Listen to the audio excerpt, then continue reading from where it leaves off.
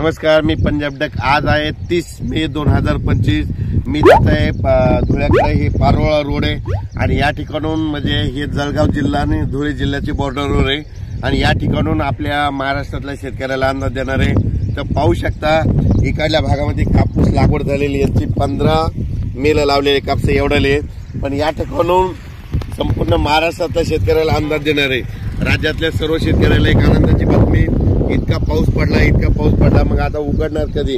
तर राज्यातल्या शेतकऱ्याला सांगू इच्छितो की म्हणजे उद्यापासून 31 मे पासून तर 6 जून पर्यंत असं जोरानं वारं सुटणार आहे। पाऊस काही येणार नाही, त्याच्यामुळे काही चिंता करायची गरज नाही। पण राज्यातल्या शेतकऱ्याला सांगू इच्छितो की तुम्ही काय करा, शेतीचे कामं या 6 जून पर्यंत करून घ्या, कारण की राज्यामध्ये 7, 8, 9, 10 जून 4 दिवस परत पाऊस येणार आहे, म्हणून हे लक्षात घ्यायचं।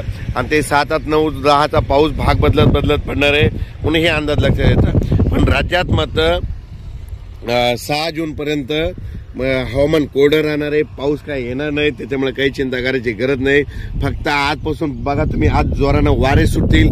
वारे सुटल्याच्या नंतर काय होईल, उद्यापासून चांगलं कडक सूर्यदर्शन होणार आहे, म्हणून हा अंदाज लक्षात येता। पण राज्यात काय झालं, इतका पाऊस पडला, आणखीन जवळपास 8, 10 दिवस वापसा होत नाही।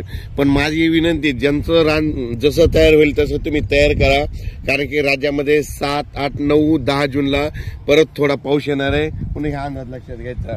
म्हणजे सांगायचं झालं तर पाऊस मध्ये राज्यात 7, 8 जूनचा पूर्व विदर्भ, पश्चिम विदर्भ, दक्षिण महाराष्ट्र, उत्तर महाराष्ट्र, कोकणपट्टी, खानदेश, मराठवाडा या म्हणजे सगळ्या विभागामध्ये पडणार आहे। 7 जून ते 10 जूनच्या दरम्यान तो पाऊस असणार आहे, दररोज भाग बदलत पडणार आहे, म्हणून हा अंदाज लक्षात। पण 6 जून पर्यंत म्हणजे आज 30 मे पासून ते 6 जून पर्यंत हवामान कोरडं राहणार आहे, खूप काही मोठा पाऊस येणार नाही, त्याच्यामुळे काही चिंता करायची गरज नाही। अचानक वातावरण बदललं की ती दिला जाईल। धन्यवाद।